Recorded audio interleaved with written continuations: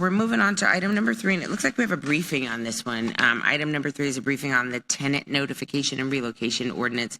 I think, Councilmember Vela, that it was you in large part that was bringing this up. It was probably last year, though, huh? So it finally made it around. So for the record, tenant relocation policies are authorized. Am I saying the wrong one? Okay. Tenant relocation policies are authorized under City Code Title 25 and reinforced through Ordinance 202-208-817-004. Representation will be provided by Suzanne Watkins, Division Manager with the Austin Housing Department. And take it away, Sam. All right. Good afternoon. Thank you. Yeah, thank you for having me. I'm Susan Watkins, Division Manager in the Housing Department. And I am here to introduce and provide context for the tenant relocation cost study, which will include going over the ordinance and the tenant relocation program.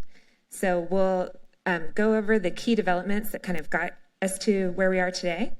We'll briefly review the notification process, the tenant relocation program, and then I'm going to turn the presentation over to our consultant, Eco Northwest. They're on the line right now, where they'll present the findings of the cost study. So we really want to highlight today the tenant notification and relocation ordinance.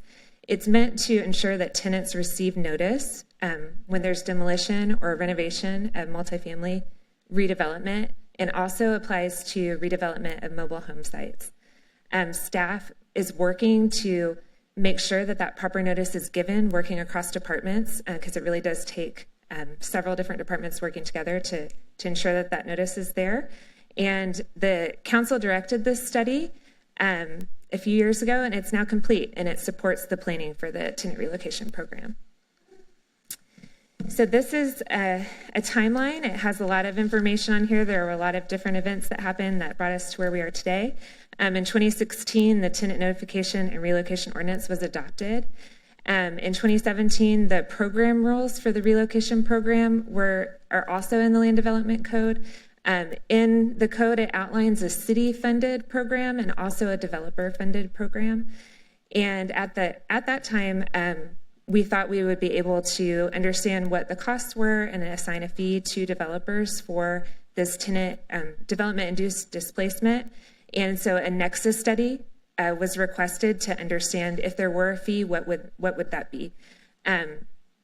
Also around that time, there was state legislation that came into place that no longer allows us to do a developer-funded program. And so we are now doing a city-funded program.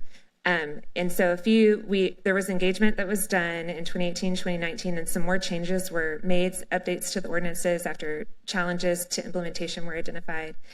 And in fiscal year 23, the city funded the relocation program and also kind of re-upped the study and said, we still, even though we can't charge this fee, we want to understand what those costs are. And so let's do the tenant relocation cost study. We had a solicitation for a consultant who is Eco Northwest that's with us today. They completed this study at the end of 2024, and that kind of brings us up to now, where we're going to go over those results. Just to go over the requirements on the tenant notification side that are in the ordinance, this does apply to all redevelopment, so not just developers that are in the incentive programs. We've had some discussions around that recently, but this is kind of our overarching ordinance that applies to all redevelopment that falls in these categories of 5 or more units on the multifamily side. There's a definition for that in the ordinance that was recently updated. Demolition or major renovation permits is what triggers that notification requirement. And then on the mobile home side, a site plan, change of use for mobile home developments, and a rezoning of that manufactured housing district.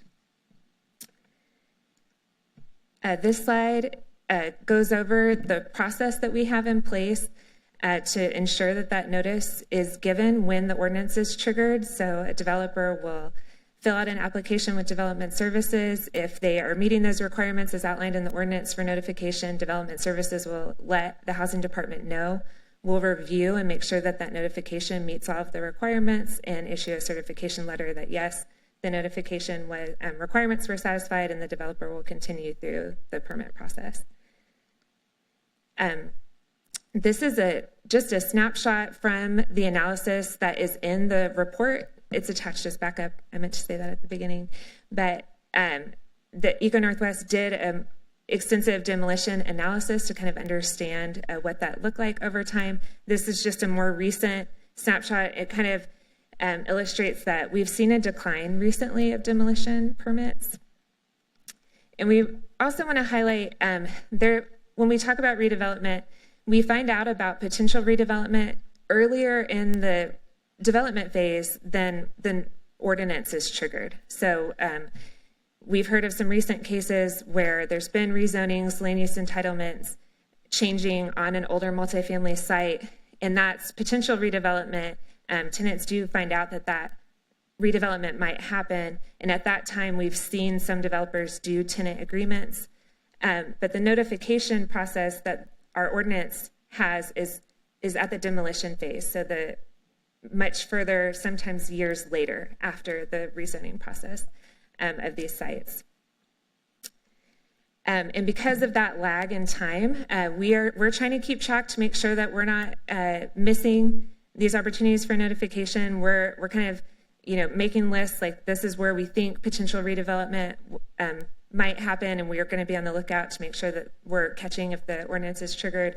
The planning department does an excellent job of sending those zoning cases over to us so that we know that an older multifamily complex has more entitlements or is going through that process. Internally in the housing department, we have our incentive team. They're communicating with us. We're talking about those requirements for relocation that are now in that part of their incentive program versus what we're doing on the notification side. How do those work together? So we're trying to maintain and understand where that redevelopment potential is. And then on the city-funded tenant relocation program from 2023, that is a program that's being administered right now by Levere Logics. The eligibility for the program is outlined in the ordinance.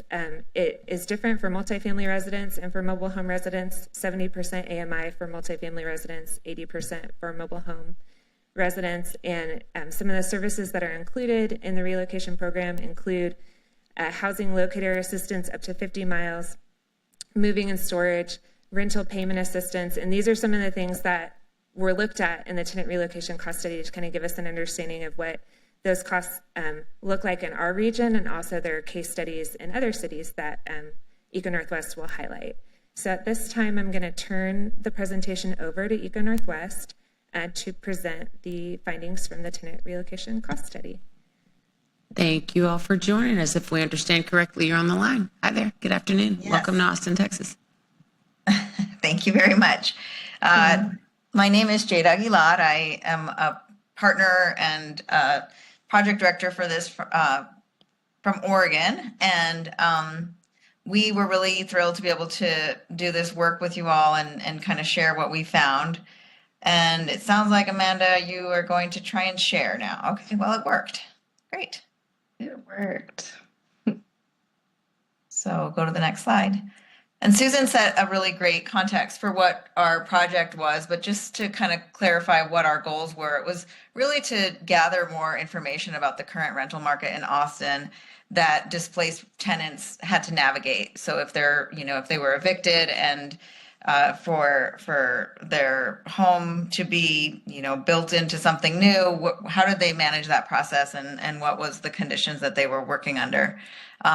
Understanding the past redevelopment trends to inform future program planning. So how do we make sure that this program for the city is kind of functioning as needed for the folks that need the most support? What are the costs of this relocation, and how can we better understand what that might look like for different families and different households? And then right now the ordinance geography was 50-mile radius around Austin, and just doing some analysis of whether that was the appropriate space to be covering in terms of where these folks are going to be able to move to. And so those were the questions that we started with, and I will hand it over to Amanda to take it from here. Thanks, Jade. So we're going to be covering just the highlights of our study today, but the background materials for this meeting include our full report, and we've also created a public summary as an online story map with which staff will be able to share with you. So as Jade said, we began the cost study looking at the current rental housing market in and around the city to provide context for the specific costs, pardon me, and challenges people could face when looking for replacement housing. So we know there is a significant mismatch between renter incomes and available housing. And we can see here in the chart on the right that most rental units are priced for households earning between 60 to 80% of the area median income, while most renters, as shown in the chart on the left, have either very low or very high incomes. And we can see how this mismatch plays out by looking at household income compared to what those households actually pay in rent. And so in this chart, we see that higher income renters frequently occupy units that are affordable to lower income households. We call this renting down, and it's shown here in purple. Renting down reduces the availability of these units for households that need them the most and intensifies affordability challenges. And we also see large shares of households renting up, which is shown here in green. These households are paying more for housing than they can afford based on their income, and many of these households would be classified as cost burdened. So there are a lot of reasons that people rent up and rent down, and there will always be some amount of mismatch in the rental market, but we think this data helps illustrate why renters experience such an acute shortage of units, affordable at the middle of the market and at the bottom, even if that middle tranche sort of forms the bulk of the rental housing supply. We also looked at these same dynamics within a 50-mile radius of Austin, which is the radius of the ordinance. We saw a similar dynamic to what is happening in the city. So although housing is generally more affordable outside Austin, with a lot more units affordable for people making 60% of Austin's area median income, it can still be really challenging for lower income households to find available housing at prices that are affordable to them. And of course, we know that Black and Brown households disproportionately experience the effects of a limited supply of affordable housing, including higher rates of cost burden and difficulty finding replacement housing if they are forced to move due to redevelopment. So the second component of understanding what is and has been happening was to look at past displacement trends. Before we dive into those findings, just want to make clear the specific activities and indicators that were included in our study. So want to acknowledge that tracking residential displacement with accuracy is extremely challenging. A relatively small share of people who experience displacement do so in a direct and documented way, such as an eviction notice. We know many households face displacement pressure from a variety of sources, including rent increases, owners or managers neglecting critical repairs, harassment, or loss of local community, businesses, and cultural assets. So to understand displacement trends related to redevelopment, we looked specifically at permits filed for demolitions for multifamily properties and mobile homes. And we use this data to examine where demolitions have been concentrated and trends in the number of units that have been lost. And we also map this demolition data against changes in household income and broader migration trends to understand some of these dynamics in different parts of the city. So this chart uses those demolition permit records to estimate the cumulative loss of multifamily and mobile homes between 2006 and 2023. So Susan's chart was showing the number of permits filed. This is actually counting up the number of units that were listed as being marked for demolition in those permits.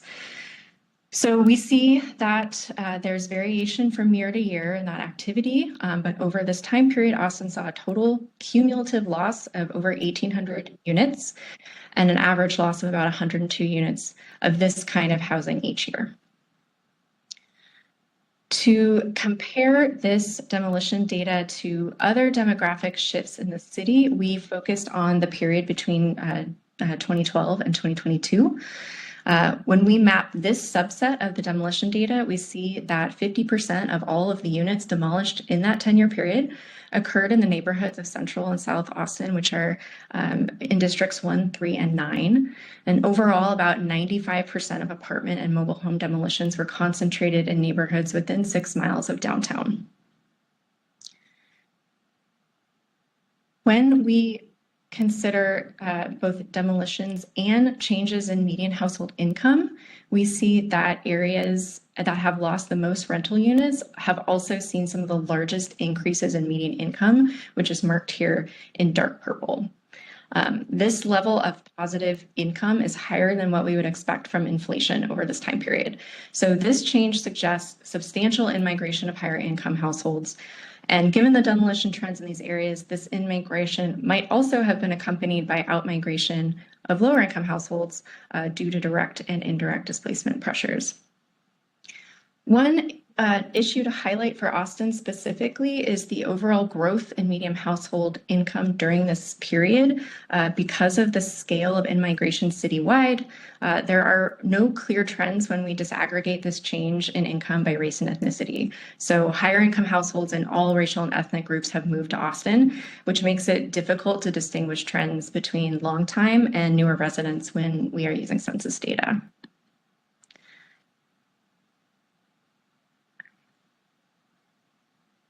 So we also tried to determine, to the best of our ability, what happened on the lots that had recorded demolition permits by looking at construction permits for the same addresses. This chart categorizes the type of housing that existed before demolition and afterward, including all the units that were created through more dense multifamily development. So in total, more than 1,100 units were demolished and not replaced with new housing by 2023. That is shown here on the right side as lost housing. But on parcels where housing was demolished and replaced by new housing, the majority were rebuilt as multifamily housing with 5 or more units. And for sites that had existing multifamily housing that was replaced with new apartments, the density of those lots increased by a factor of 6.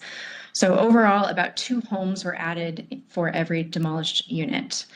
And while this increase in density and housing supply can help alleviate housing shortages overall, newer rental housing is very likely to be more expensive than the housing that was demolished, leading to an overall loss of affordable housing.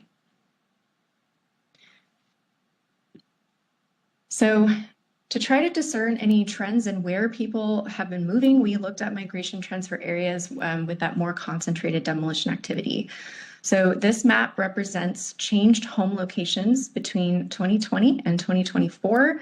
That window of time is driven by the source of the data we use to estimate these shifts. So this does not capture relocation trends that happened before 2020. But we see here that overall, people who used to live in the orange zip codes tended to move immediately south. And for those that left Austin, they moved nearby south to Buda, Kyle, and the San Marcos area. So I am going to turn it over to Jay to focus on the findings of our cost analysis. Thank you, Amanda. Thanks for that recap on sort of what's been happening in Austin and where folks who are being displaced are moving.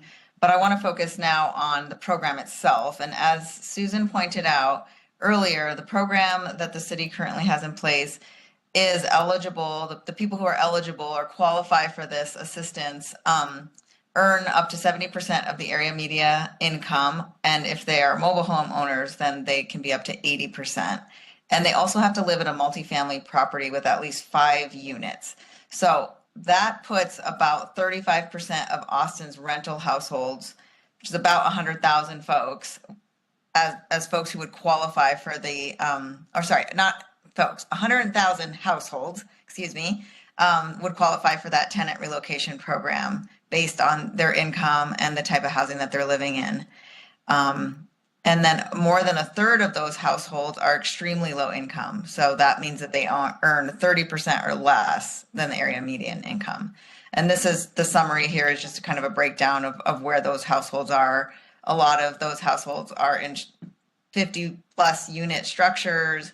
And there's very small proportion of them that are actual mobile home users, about 2% of households are eligible that are the mobile homeowners. The households that are eligible also tend to be disproportionately either 1 or 2-person households. So you see on the chart on the left, the dark green is folks that are, those are 1-person households, and then the orange is 2-person households, so that's 80%. And then they also tend to, 86% of those households don't have children in them. So we do know that there are families who are being displaced, but by and large, we're seeing small 1 to 2-person households without children. Okay, so then we did a deep dive into like what does it cost to relocate in the city of Austin right now? And we inquired into a bunch of different resources, people that help folks move, and also moving companies, and you name it. So we looked at kind of a range of costs. So one was like professional moving costs. The other was, well, what would it cost if you did it yourself, getting your own boxes and you rent the truck and pay the gas.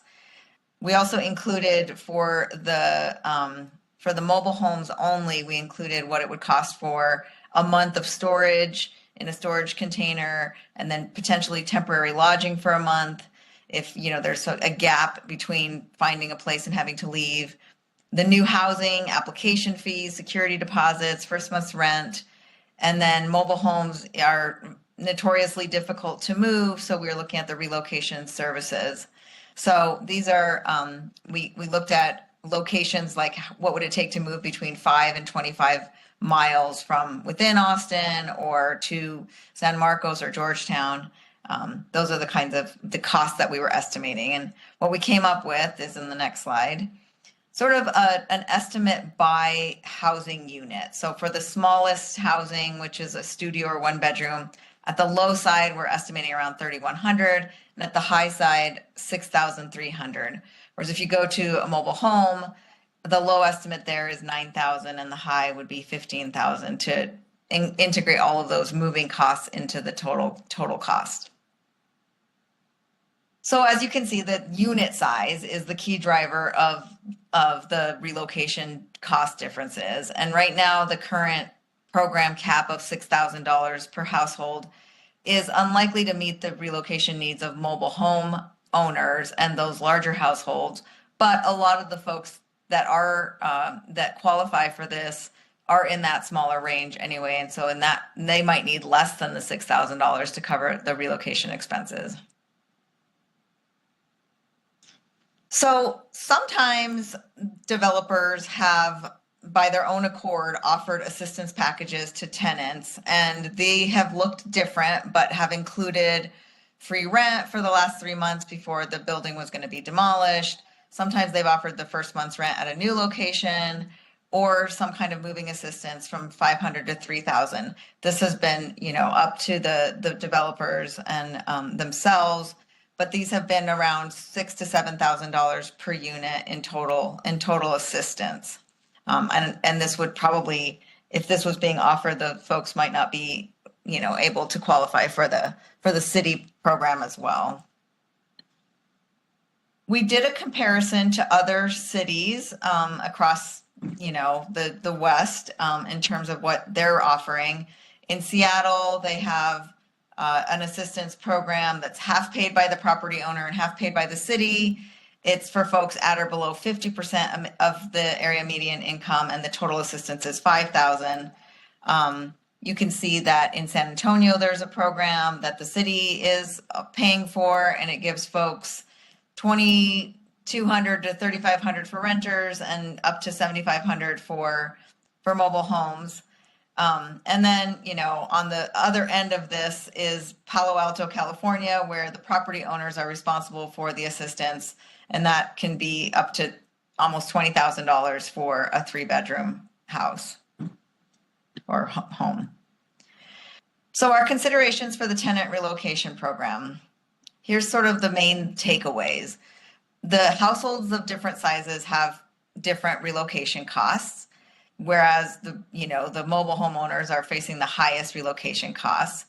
And one of the things that we couldn't really account for in a kind of quantifiable way is the challenge of finding affordable rental housing. So these folks have been evicted from their homes. It's not easy to find available, adequate apartments, as we saw from those charts, where that folks can afford. And so that, it takes a lot of time and effort to find that. Some households have additional needs like accessibility requirements that make finding housing more challenging. And then those extremely low income households, which we saw, were 30% of the qualifying households may need additional support to access, regulated affordable housing that the city might be providing. And our final recommendations is to, consider adjusting the current compensation award by the size and type of housing. We saw that the range of costs was different depending on the household size. We feel like the 50-mile limit is adequate at this point and is, mostly meeting the needs of the folks who are using the program to stay in the city. We recommend that you continue or start tracking relocation outcomes by location, how much new rental costs are. Just continue to keep this data fresh so that you're meeting the needs of the folks who are participating in the program, and continually audit and revise those costs. And then ideally, it would help to extend the notification timeline for the tenants, because it is a challenge to find housing, and the more time they have to be locating that, the better. At this point, we've shared a lot of information with you, and I'm open to any questions that you all might have for us. Thank you very much for the presentation, Eco Northwest. What's the weather like in Oregon today? It is beautiful here. Listen, we don't need your Pacific Northwest stuff over here. Colleagues, any questions? Please go ahead, Vice Chair. This would be a question for staff more. How much money do we have budgeted for tenant relocation assistance? And again, I'm having to go back and think, but I think we had about $700,000 or so in a fund, but we didn't have rules or, an application or anything like that. And what do we have in terms of relocation assistance? So when the $700,000 was budgeted, we did a solicitation, a competitive solicitation for a vendor, and that vendor did put together, there are program rules in the Land Development Code, but the vendor has since put together the application, the intake process, connection with other vendors that might be needed, and community organizations. And as was mentioned, there's a $6,000 cap right now per household on the relocation. And what is the income cap for the program? For the multifamily residence, it's 70% of the AMI, and mobile home is 80% of the AMI. Okay, that honestly seems quite reasonable. And are we budgeting $700,000 per year in that program? This one is a little bit tricky because it's kind of it's hard to predict when the fund will be accessed and when these mass displacement events or redevelopment events will occur, and developers have been offering things to tenants. So, which is not an agreement that the city is a party to. Sure. But, so the budgeting for that, we have, there was $700,000 that 1 year, $250,000 was added to that from a previous amendment, and then we have additional funding that was added in fiscal year 25. And about how much are we using that entire $700,000 per year, or how much are we tapping per year? We, and I do have the program manager for the program here, Ursula Henderson, and we're happy to bring this back. Right now, we have a referral process from community organizations because it's been a little more one-off than assisting an entire development. Mm-hmm. And so we'd have to bring the figure of what we're using per fiscal year. But we have assisted, we have not expended it. Okay, that was my sense. And again, this is not just anybody who's displaced. This is someone who is very specific, remodeled or demoed out of their prior home, right? Mm-hmm. Okay, so we've got a limited population in the first place that is even eligible for this. Okay, thank you. Colleagues, any other questions?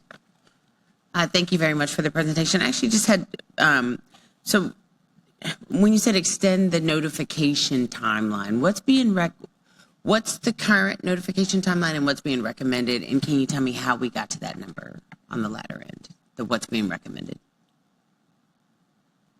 Or maybe that wasn't you. I'm sorry. That was the Northwest. Yeah. The people who brag about weather. I can speak to the current requirement is 120 days for the multifamily redevelopment and then 270 days for the mobile home. And there was some mention of like one of the potential, modifications to make it more usable in the future is to extend that note. I'm just curious what the extension would look like. Yeah, Amanda? Yeah, we did not provide necessarily a specific extended timeline, but in our conversations with service providers and some of the engagement that was done even prior to the ordinance or early days of the ordinance and the revisions, we just hear continually that it's very hard for people to find new housing even in 3 months. So just recommended that as a consideration for future program updates. Right, and which I really appreciate. And it's one of those things, I think sometimes folks are really good at expressing their discomfort, but not necessarily articulating what specifically would make it better, in which case the recommendations we make to staff or the experts or whatever the thing is doesn't necessarily translate, in which case I was hoping that with you guys, with your finger on the pulse of what's going on, maybe folks were telling you, if I only had 90 more days, it would have been okay, kind of a thing. But if that's not something you were able to ascertain, it was a curiosity more than anything. Thank you. And then the other question I had,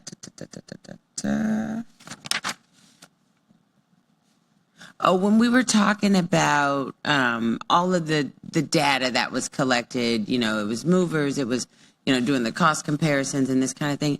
I'm just sort of curious about, it just seems like there's a cooperative for every other thing. And it just struck me as curious. We have sort of the Good Work Austin folks who are sort of around the restaurateur space. And I just wonder if we have a similar collective effort where, like a cooperative group of folks could be, if we could get folks painting hot asphalt in Texas when it's 145 degrees, I bet we can get them to help folks move. So I just wonder what community resilience resources we're not tapping when it comes to that. So I'm just curious about what opportunities may lie there and how we would even collect that data. Just a curiosity. And then,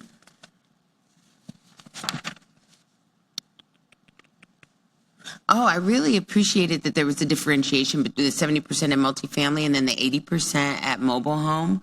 I'm curious how y'all, I think that's totally appropriate, but I'm just curious how you did the data to make the adjustment there. That was done at the original implementation of the ordinance in 2016. Okay, I didn't realize that there was that. I think it's appropriate. I'm glad that you noticed that too. And then with tenant relocation, one of the questions that I had there, or I'm sorry, actually, no. The question, I remembered that there was one from Ms. Greathouse that I forgot to ask. So this one isn't for you. So that was all. Thank you. We really appreciate the presentation. Thank you. Thank you.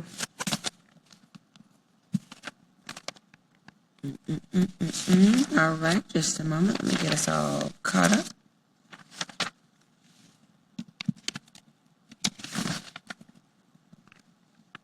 Oh, I did. Oh, we lost the Eco Northwest, folks. I did have and I'll just go ahead and say what the question was, just to put it down for the record. The 50-mile radius thing, I had a question. Are they still there? Ooh la la. Hey. We are still here. My bad. So I was curious about this 50-mile radius assessment. So I got the impression that right now that sounds sufficient. But, just having watched the trends over the last, so I was elected in 19. And so watching the trends from 19 to now, it was like, when I was saying, well, folks, you might as well strap in and get ready for the regional, exploration. You'll be in Niederwald before you know it. And now Niederwald is San Marcos. And now, Pflugerville is Harker Heights.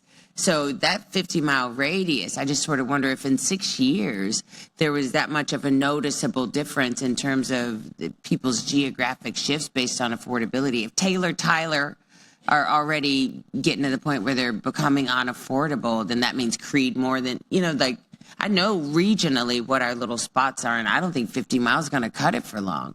So I'm just curious how quickly we might be able to make an adjustment there, just, based on inflation and the rate of speed that people are moving here and moving out of here.